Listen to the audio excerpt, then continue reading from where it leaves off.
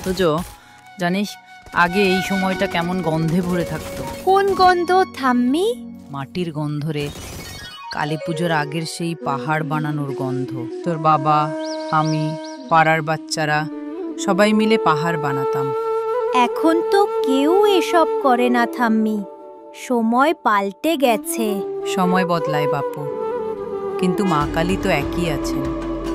ওনার আশীর্বাদ পেতে হলে ওই মাটির স্পর্শ লাগে। এই ধর একটুখানি মাটি, চল আজকে আমরা দুজনেই একটা পাহাড় বানাবো।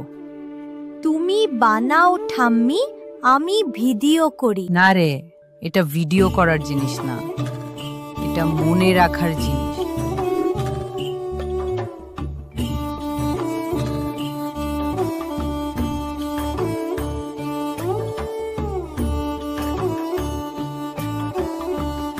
দেখলি তো কত সহজ, মাটি, দুটো হাত আর একটু মন, তাতেই মা খুশি হয়ে যান।